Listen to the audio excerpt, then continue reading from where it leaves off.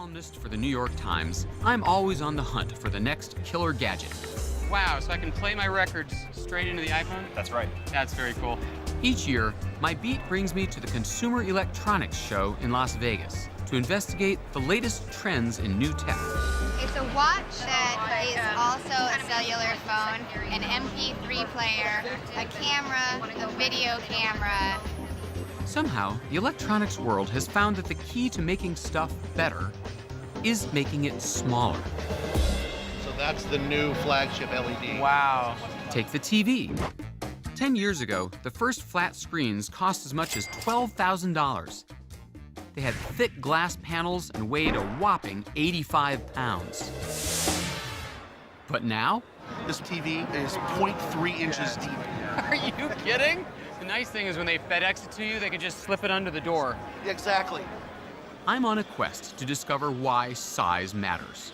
Why getting smaller leads to such gigantic benefits. Performance on it is phenomenal in low light. You have f2.8 lens, 24mm wide. It's just a great piece. It's crazy. If everything we own had improved over the last 25 years as much as electronics have, the average family car would travel 4 times faster than the space shuttle. Houses would cost $200. What's the secret behind electronics' stunning advances? How many times have I reviewed these and wondered exactly what's inside there? Do you mind if I have a look? No, not at all. I'd like to have a look inside. Yeah, please do. Okay, thanks.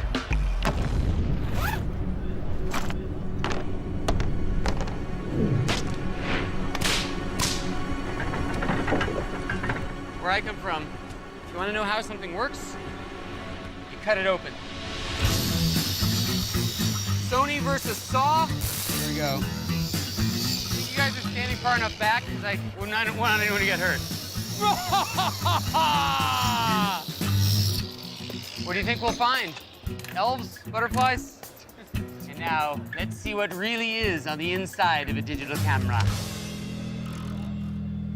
Not much, really. And no moving parts at all.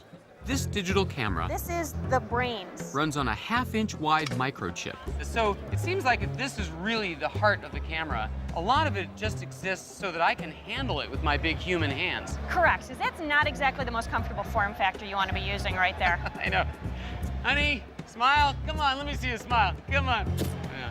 This tiny wafer contains a highly sophisticated machine. What's it made of?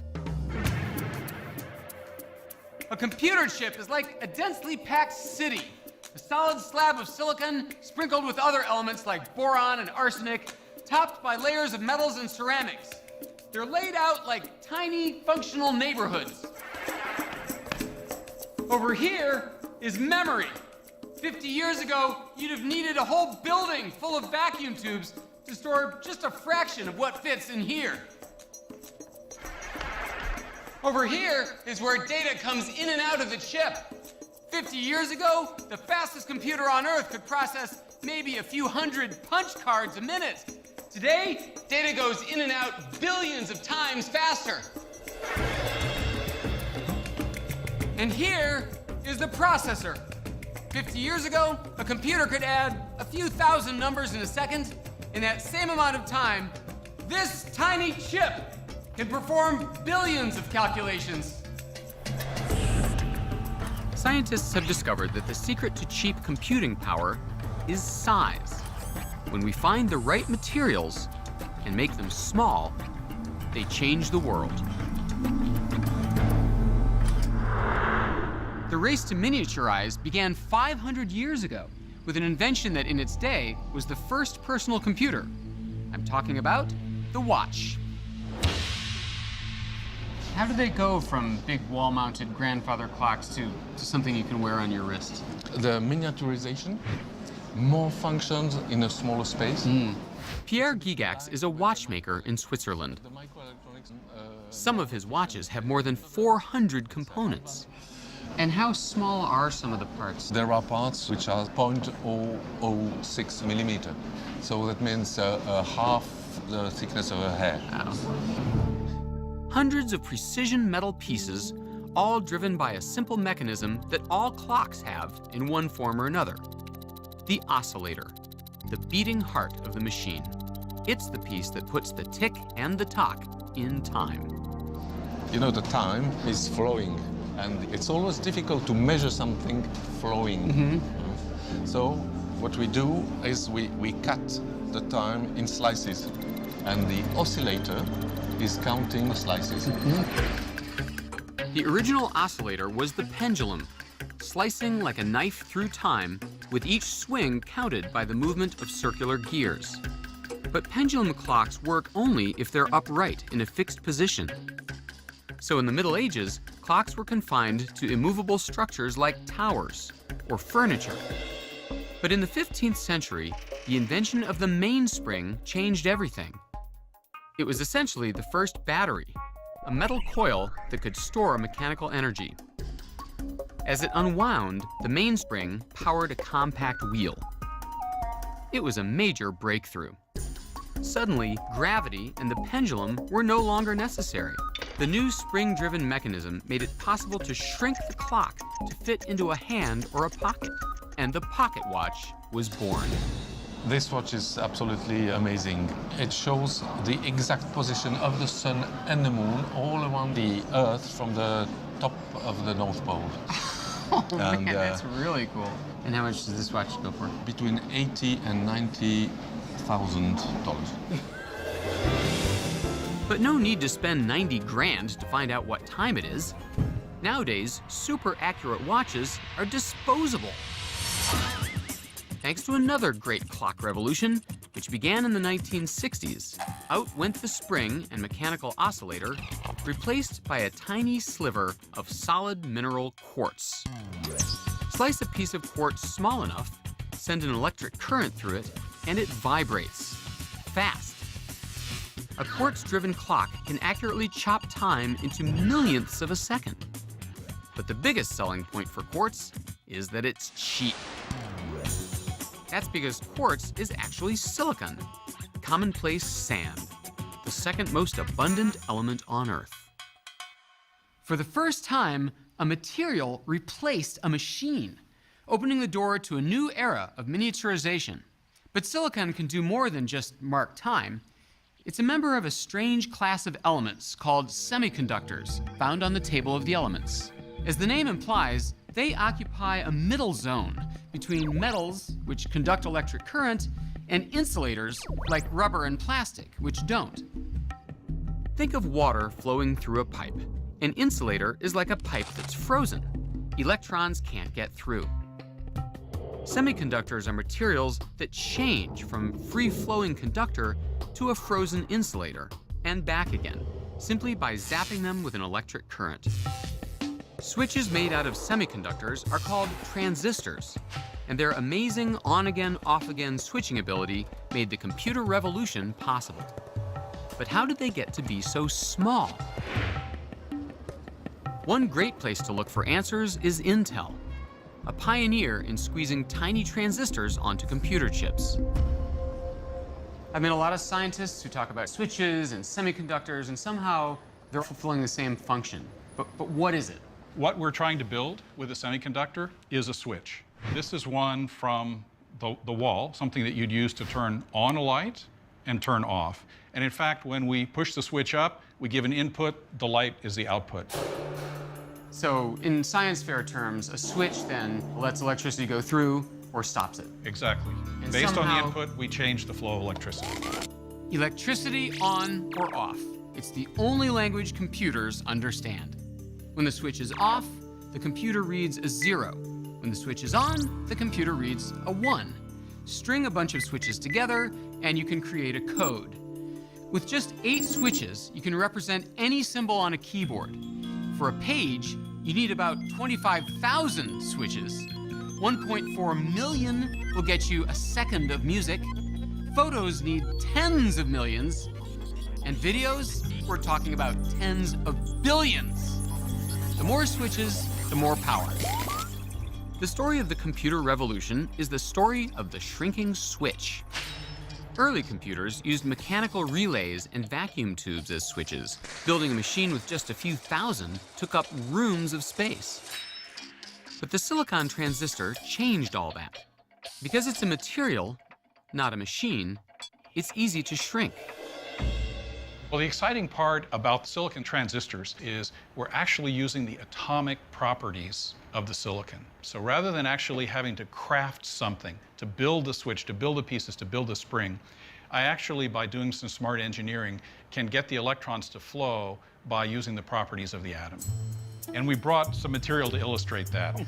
What we have here, Happen to have a hunk of cheese lying around the a lab? hunk of cheese. So think of this as the silicon material. I can actually take a slice of that silicon, and I can use the atomic properties of this slice to build those transistors. Ladies and gentlemen, the Pentium Cesium 5. I understand it works really well with the computer mouse. You can use that. All right, so you're saying that one beauty of silicon is that you can cut it in half, and it's still silicon. And you could slice it again, smaller and smaller and smaller, but it still does just as good a job of passing along the ones and zeros. Absolutely. And I can use those material properties until I get down to the size of only a few atoms of silicon. Wow. Which is not something you could do to make mechanical switches smaller, right? Like if I wanted to make this smaller, you know, I can't just go like this. Wow. And have a smaller one. Clearly, this is not going to be a smaller good switch. Right. But this is silicon. It is a purified element that one mines. All right, so what does it look like in the computer then? Well, by the time it gets to the computer, it actually is one of these devices. So this shiny surface is a piece of refined silicon. It has transistors built into it. We've actually flipped it over so the transistors are on the other side, and what you see is the back of that piece of silicon. And this is how many of those little on-off switches? This is almost 1 billion transistors. Wow. 1 billion switches on a 1-inch chip. What's even more astonishing is that one of the founders of Intel saw this coming. In the 60s, Gordon Moore predicted that the size of transistors would shrink by half every 2 years, each time doubling the number that could be squeezed onto a single chip. This idea is known as Moore's Law, and it has proved to be incredibly accurate. But now, 50 years later, Moore's Law may finally be running out of steam. The transistors that power our stuff are about as small as they can get, unless scientists can come up with a new way of packing them ever more tightly together. To see one of those possible solutions, I've crossed the country to visit the IBM Research and Development Kitchen? So this is Moore's Law of Italian cooking. That's right. What we're going to do is explain why it's so important to get the transistors smaller and smaller. Francis has a pretty appetizing way of visualizing this law and its limitations. Like pepperoni slices, the transistors on a silicon chip are flat. Okay, so here's our Silicon wafer. silicon wafer. Now, these are the old-fashioned transistors. They're much larger, and you can see that you can't put that many onto each wafer. So this would be a 1960 iPod. I think so, yes. This would be a 60s type of thing. So let's take off these old transistors and replace them with some new transistors. Oh, these are much smaller. Yes, these new transistors are much smaller. Technology has marched on. That's right. It's Moore's Law in action. So in other words, all we have to do is make the transistors smaller every year forever, and our gadgets will always be more powerful and more compact. That would be wonderful, but we can't make our pepperoni slices much smaller than this. And these transistors are now packed together about as close as we can get them. The pizza party can't go on forever. There's a limit to how small you can shrink the transistors. If you reduce the surface area of a transistor too much and place it too close to its neighbor, electricity starts to leak, causing a short circuit. Not good. We've run out of area, so there's only one way to go, and that's upwards. Slim Jims? That's right. This is a vertical transistor. Instead of having flatter, smaller transistors, we go in the other direction. Excuse me? Vertical transistors? Vertical transistors. With And little toothpicks on the bottom. That's just for demonstration Oh, purposes. By building vertical transistors, called nanowires, Francis can increase surface area without bringing the transistors closer together. So, no short circuit. Ingenious. So this is what you're doing at IBM. You're That's making right. these? They're called nanowires. And the real thing is about 1,000,000 times smaller than this. 1,000,000 times smaller? That's right. Well, that'd be hard to see. They're hard to see, but this is not a nanowire. This is a silicon sliver Francis uses as a surface to grow them. And we get tens of millions of wires on each of these specimens. Come on. Now Yes. you're hurting my brain. Oh. She carefully loads the wafer into a molybdenum clip and slides it into a custom-built oven where she'll bake it at 1,100 degrees Fahrenheit. You know, I was just thinking, Francis, I don't think you have enough aluminum foil on this oven. Yes. It's the question everyone asks. It holds the heat better. Aluminum foil? Isn't that a what we little use. low tech for something That's right, whatever works. Oh my gosh, so those little spires, Those are the nanowires. so you bake those up? We just grew these, yes. We can see them because this oven doubles as an electron microscope. All right, so these are them, huh? This is 30,000 times magnified. 30,000 times? That's right. So here's the column of silicon, that's the nanowire, and here's the gold droplet on the end that actually makes it grow. It's weird. It looks like matchsticks or weird mushrooms or... They do mushrooms, that's right. They look to me like mushrooms. That's amazing. Yeah. So we're trying different catalysts, different recipes, but this here is the future of transistors. While scientists like Francis try to find ways to push silicon to its limit, others are pinning their hopes on a new material that lets electrons flow 1,000 times faster than they can in silicon. It's ultra thin and super strong, and it's called graphene. And when graphene happened, I just couldn't stop myself from going into it. It was so beautiful, I just couldn't stop. I just immediately jumped onto it.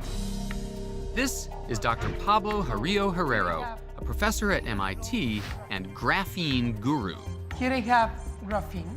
Graphene is the thinnest material that exists. This is just 1 atom thick, okay, sheet of graphene, and you can see that it's perfectly visible. So it's part of the magic of graphene that you can just see it, even with your eye. You heard that right. This gray square of graphene is just a single atom thick. Although graphene was discovered only recently, it's been hiding in plain sight for ages in a material you probably have on your desk, graphite, also known as pencil lead. You can write with a pencil because graphite is a layered material, and as you write, you're leaving traces of these layers on your piece of paper.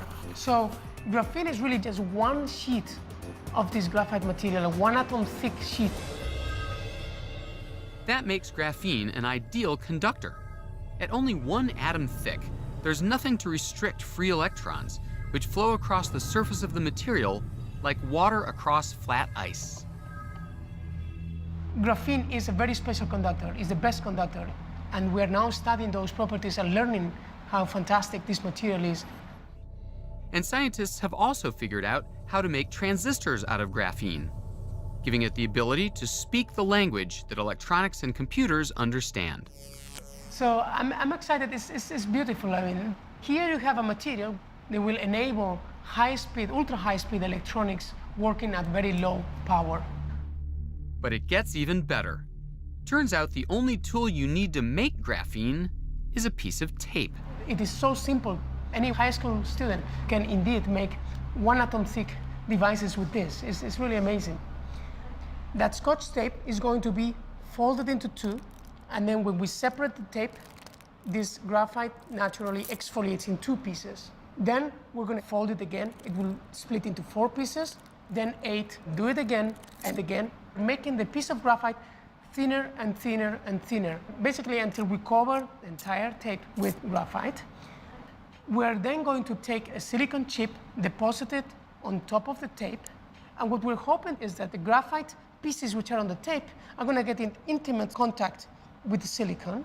So when you remove the chip and you look then with the optical microscope, you can see that 1 atom thick material, and that's graphene. Graphene promises to make the impossible possible, letting electrons move across its surface at virtually the speed of light and generating almost no heat. In fact, graphene is such a revolutionary material that in 2010, a mere 6 years after its discovery, the 2 Russian scientists who first made it received the Nobel Prize in Physics. The computer chips of tomorrow could be a quantum leap forward. Computers with nearly limitless processing power. Every book ever written stored on a tiny chip. A highway system so smart it could control millions of cars without a single accident. And it's not just about our gadgets, it's about us. While the electronics story continues to unfold in amazing ways, the story is beginning all over again with a materials revolution in medicine. It's not a new idea. Remember this? Phase 1 calls for miniaturizing a submarine and injecting it into the carotid artery. Stand by. Fantastic Voyage. It was the sci-fi smash of 1966. Phase 1. Phase 1. Scientists shrink a team of doctors and send them into a sick man's body on a mission to cure him. All stations stand by. Tracking post. Inject. Today, as our devices get smaller and smaller, Fantastic Voyage is beginning to look like prophecy. The kind of thing that can change lives. Hi, Courtney. How Hi, are Dr. Mishkin. How are you? you? Good, yourself? I'm good, thank you. Today, Courtney will be taking a pill. But it's not just any pill. It's a miniaturized camera. This capsule is a miniaturized camera. Every time it blinks, it's actually taking a picture. Oh. It's acquiring images at a rate of 2 frames per second. Okay. And what I'm going to get you to do is actually to swallow the capsule. Okay. And as the capsule goes through the GI tract, it's going to be taking pictures of what's going on inside. Wow. It's called the pill cam, and it travels through the body just like a piece of food, taking 55,000 pictures over the course of 8 hours. Why don't we actually put it inside your hand? Pictures that can provide a diagnosis that once would have required surgery. Right, so as you move it around, we can actually see the folds of your hands with excellent magnification. So once we actually go ahead and ingest the capsule, it's going to give us that same magnification of what's going on inside. Wow. That's really cool. It actually has a wireless transmitter that's going to transmit the images to the data recorder that you're wearing over the course of the day. And I'm going to download the images and be able to look at them and analyze exactly what's going on. Okay. The pill cam is made of an inert plastic that doesn't create a toxic response in the body. Inside is a mini catalog of the electronics industry. A tiny video camera and flash, a radio transmitter, a battery, and of course, a computer chip to drive it all. 25 years ago, all of those components would have taken up a cubic yard of space. Today, it all fits inside a 1-inch capsule that weighs only a fraction of an ounce. So let's go ahead and ingest it. Okay. Ready? Into your mouth. I'll give you a glass of water. So now I see your teeth. And go ahead. Down the hatch. Okay, great. So that's it. That's the hardest part. Okay. Just remember, over the next 2 hours, do not drink anything. So Okay. 2 hours As the from now- pill cam moves through Courtney's digestive tract, it records what it sees, eventually giving Dr. Mishkin a front row seat as he looks for abnormalities. Right now, we're looking at the small intestine. It's able to see 360 degrees, such that it's like looking down a gun barrel. The capsule is great at acquiring images, but I'm hoping that as the next generations of this capsule develop, that it's not only going to be able to take pictures, but that we'll be able to potentially biopsy, sample the tissue in that area, or even deliver a treatment, such as placing a clip on a bleeding site, or even deliver medications. The pill cam is the pocket watch of today, a super miniaturized machine that liberates the patient. It took centuries to make the leap from mechanical watches to computers. But in the world of microscopic medicine, the story of smaller is unfolding on a vastly accelerated time frame. In fact, scientists are on the verge of realizing a 21st century version of the Fantastic Voyage story.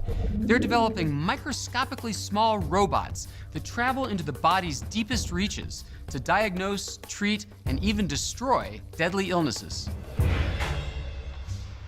This is your lab? This is my lab. This is where you build your robots? This is where we build the robot, yeah. This is Brad Nelson. He's created a robot that could help cure blindness. It's incredibly lifelike. Yeah, that's a mannequin. Oh, sorry. These are the ones we build. What? That's a robot? That's a robot. Looks like a splinter. Well, this is a micro robot. We use them to help perform surgeries on the eye or inside of the eye. The device is only 1/100th of an inch wide, small enough to fit into the needle of a syringe. Fantastic voyage. But the similarity ends there. This unmanned device is designed to treat a type of blindness caused by blocked blood vessels in the retina, the tissue where images are formed. The robot delivers an extremely small dose of medicine to restore blood flow and vision. That makes me think that this little tiny thing has batteries and little propellers and some kind of knowledge to know where to go in the eye. I have a hard time believing that. That's right. So the way we energize this is we use externally generated electromagnetic fields. So basically, it's a magnet. To make the device small enough, Brad had to abandon the idea that robots have to be mechanical. Copper-colored thing here. Instead, he focused on finding a material that would let him eliminate bulky moving parts. He chose 2 elements, samarium and cobalt. Combined, they form a material highly sensitive to magnetic fields, which means that Brad can direct the movement of the robot without touching it. Once again, a material replaces a machine, and the device gets smaller. So then, besides just the robot, what we also have is this system here of electromagnets. And so what each of these copper coils do is they generate magnetic fields. Oh, man. Yeah, I got a bunch of them, every direction. And so we have 8 of these here. That's why we call this the Octomag. Octomag? That's right. The Octomag. By adjusting the strength of these 8 electromagnets, the surgeon can move the micro-robot any direction along the X, Y, or Z axis, pushing or pulling it through the eye. But landing it on the tiny section of retina that's used for seeing in sharp detail takes lots of practice. And you've been practicing with dummy eyeballs so far? We use that, but we also use animal eyes as well. We get pig's eyes from our local butcher. So. You buy eyeballs from the butcher, from cadavers, or? Oh, that's right. Christos, one of my PhD students here, Christos goes in the morning, early in the morning, to the butcher and asks for eyeballs. Christos, hello. How are you? Fine. Oh my God. These are the pig eyes. Exactly. 20 pig eyes, fresh from the butcher, ready to be prepared for experiments. He must be a big hit around Halloween. What about this guy? What's this all about? We call him Mr. Pig Eye Guy. Mr. Pig Eye Guy? Well, you have to give them a name. And then we put the eyes at this hole here. Once the eyeball is secured inside the socket, we insert a light probe. So that's the light there. Oh, I can actually see the light in there. Very cool. This tiny LED lets us see what we're doing when we drive the robot. So this is the robot right here? Mm-hmm. Okay, and this isn't fake. We're really seeing this live from the microscope right now, right? Yes. All right. Now, you can move this guy around. Okay, sure enough. I push right, he goes right. Left, he goes left. Mm-hmm. Let's see, I want to go down over here. And then you can pull up.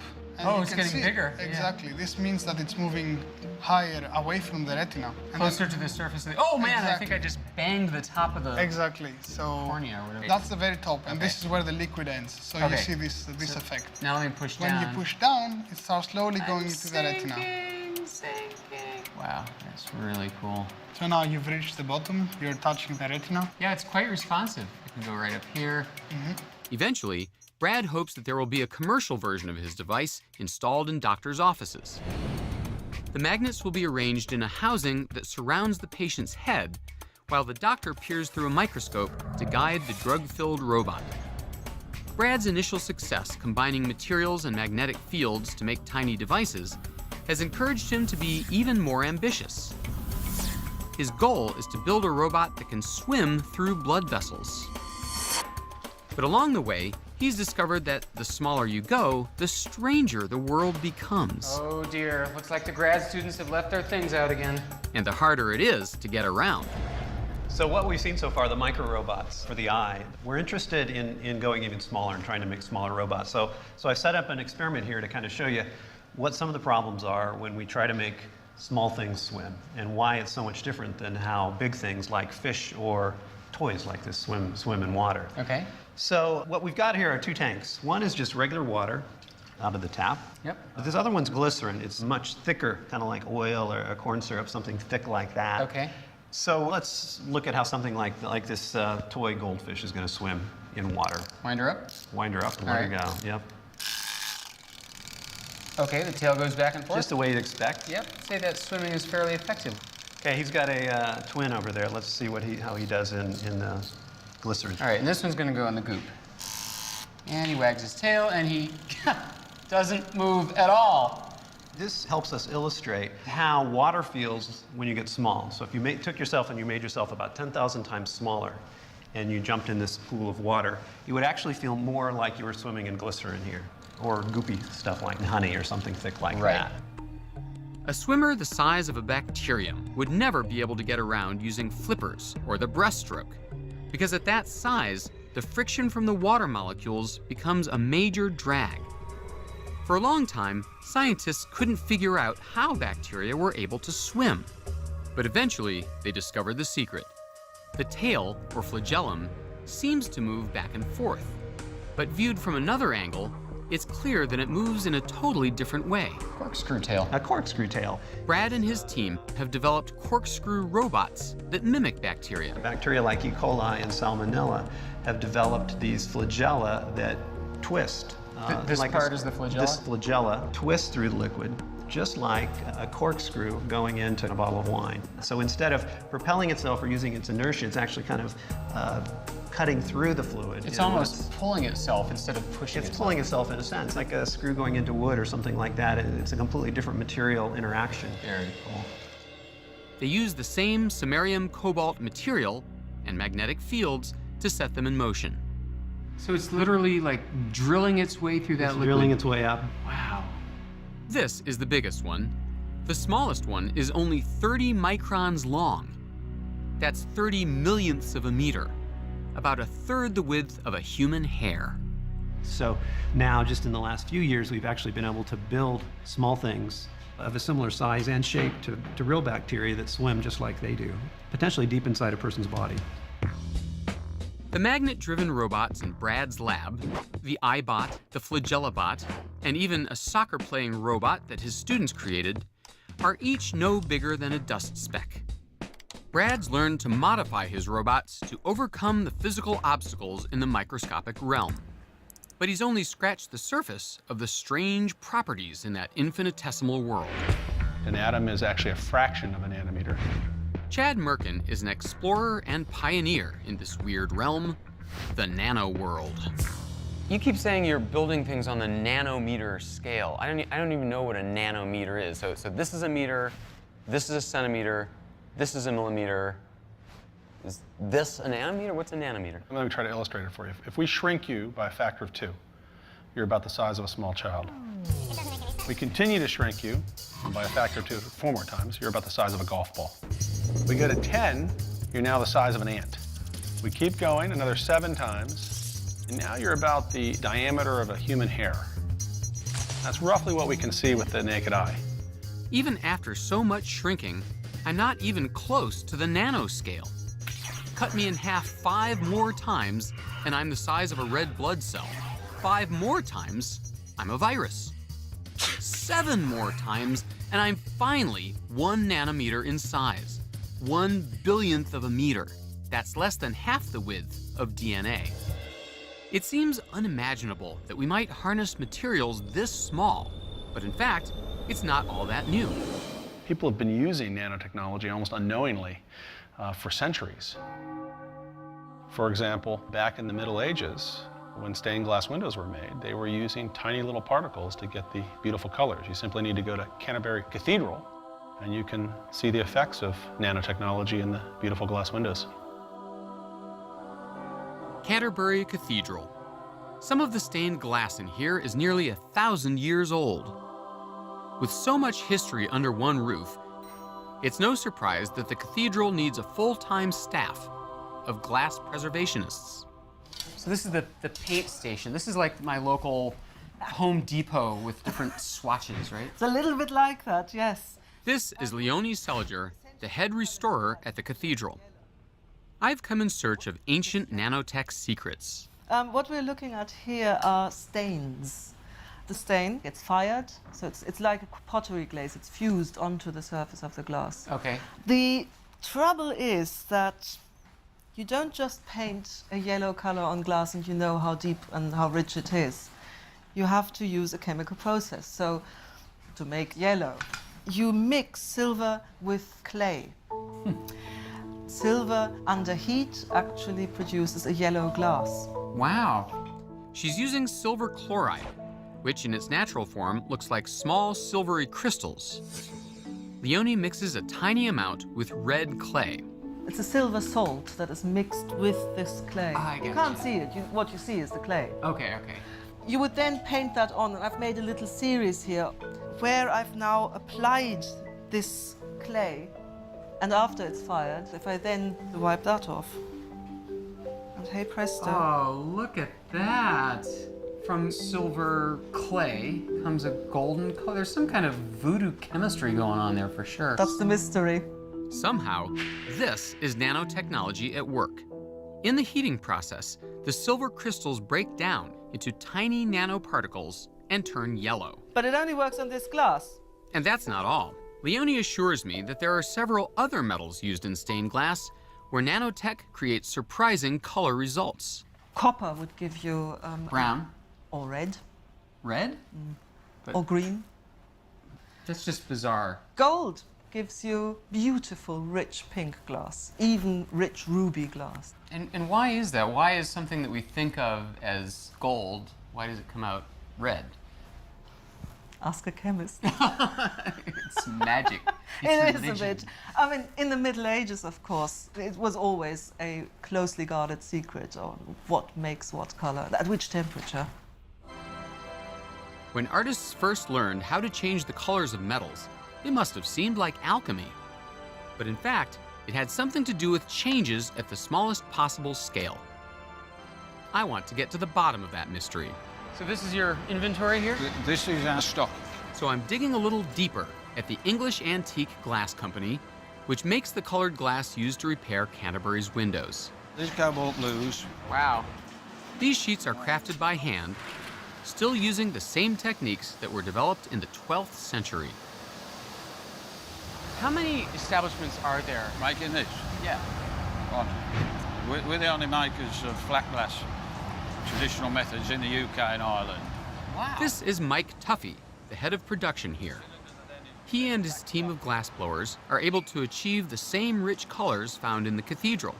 But they start with clear glass, which is made from a mix of sand, limestone, sodium carbonate, and other minerals. Oh my gosh, that's it?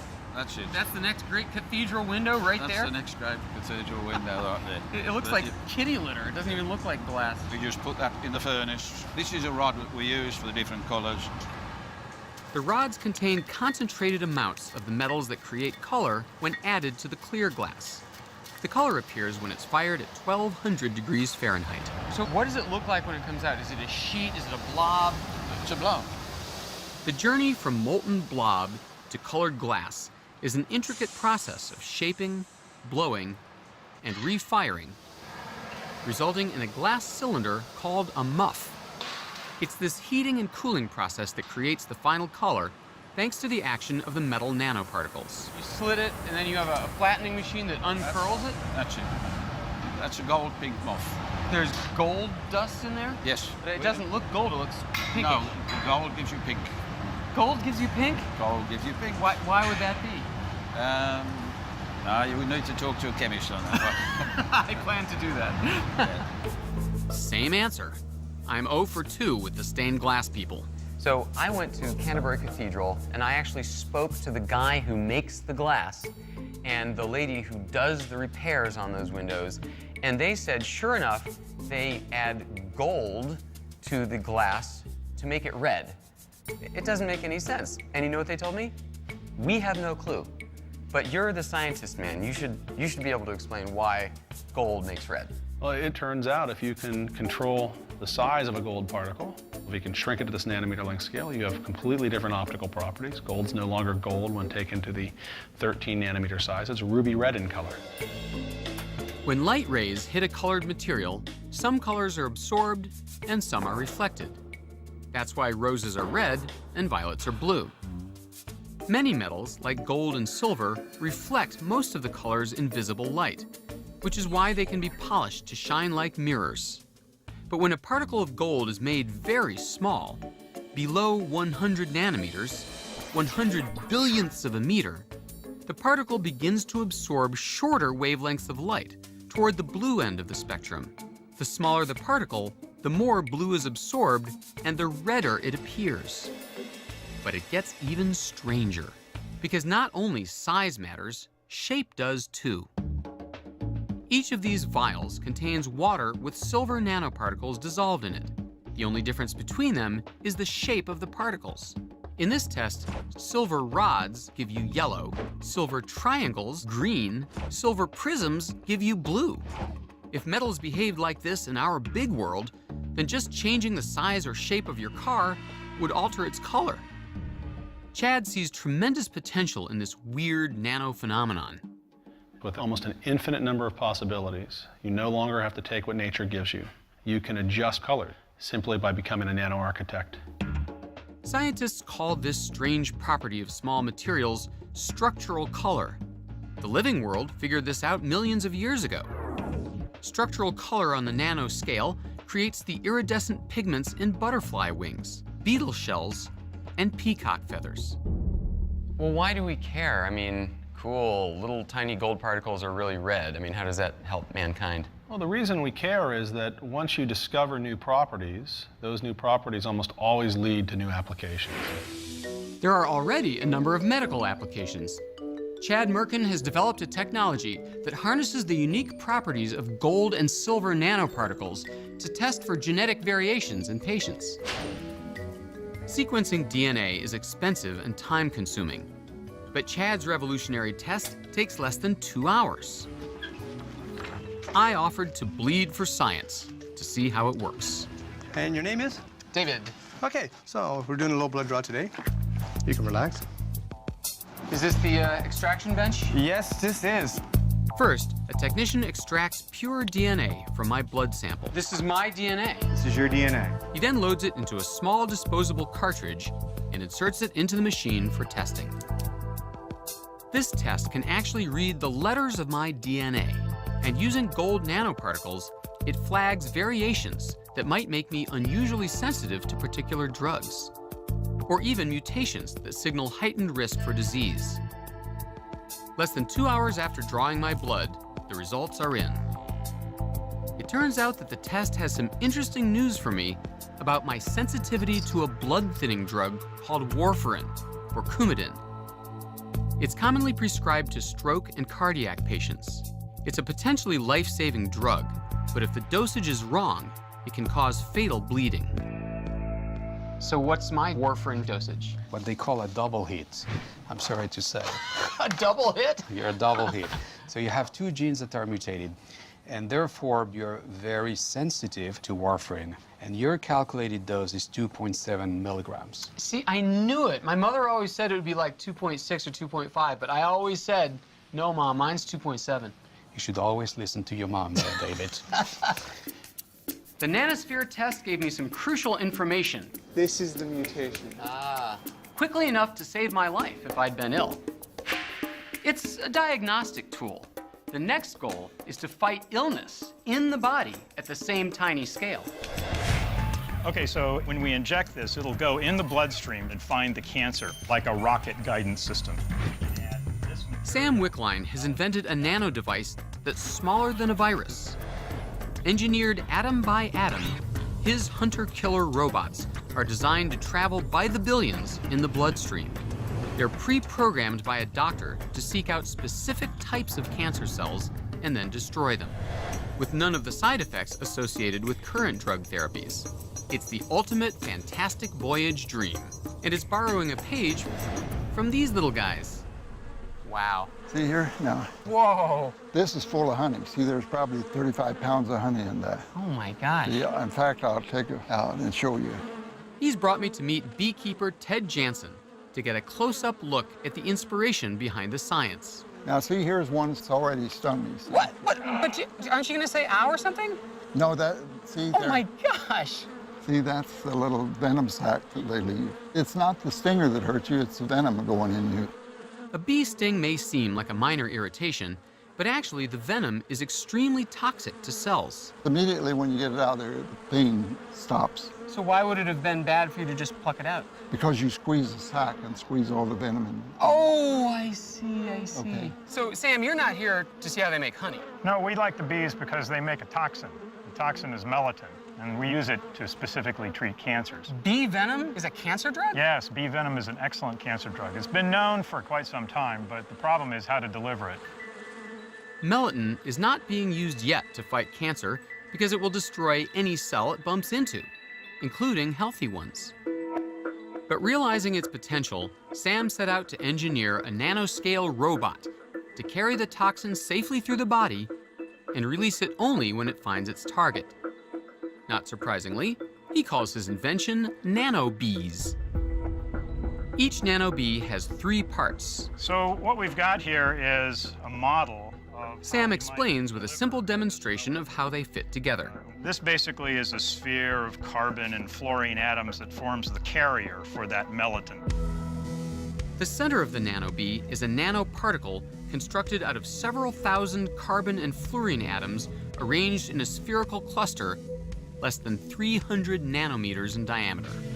And then we have a coating on that, which is a fatty kind of a coating.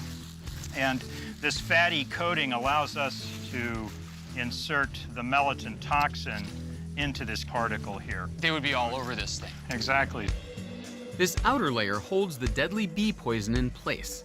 It's like a holster that keeps a gun safe until it's drawn. Every tumor cell has a distinct chemical makeup. The outer layer of the nanobee is programmed to selectively lock on to only those cells that need to be destroyed. So if you take this balloon as a cancer cell, this nanoparticle will come up next to the cancer cell and basically merge with it.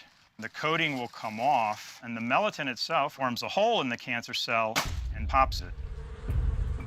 Like its namesake, a nanobee can sting only once. So swarms of them are required for any treatment.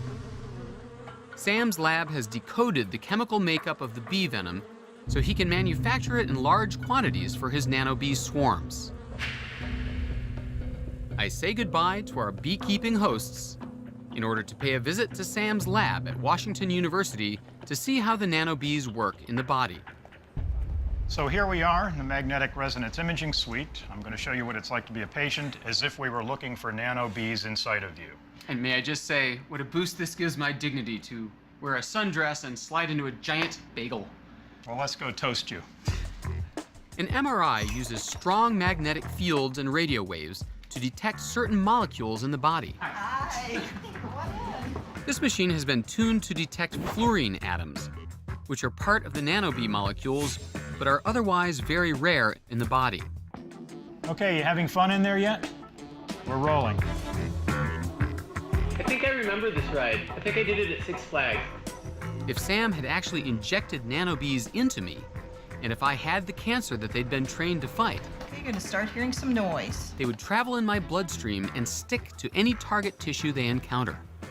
The images that the technicians see would show bright yellow areas where the individual nanobees were finding and killing the diseased cells. And best of all, there would be no toxic side effects, as with traditional chemotherapy. So, Sam, how far away are we from using nanobees in everyday human cancer patients? Well, now this material is being tested in what's called preclinical stage, and we hope that within about a year or so that we'll have approval to test this in humans. Well, thanks, Sam. I appreciate this experiment. So, typically, how long would you leave the patient lying in this tube? Guys? Guys? Hello? Hello? Like the nanoscale transistors that came before them, nanobees get their power from their tiny size. But nanobees and other emerging nanotechnologies go even further. So this is where melatonin is made. Nanobees are part of a new breed of small materials that self-assemble. No need for big, complicated machinery to make nanobees. Put the right ingredients together in the right conditions, and they make themselves. This revolution in medicine, working at the tiniest of scales, would never have been possible without the revolution in electronics that preceded it. Both are transforming our world and our lives at an astonishing speed. As we see the power in this new ability to design and build, atom by atom, there may be no more important goal in the science of materials than mastering the art of making stuff smaller.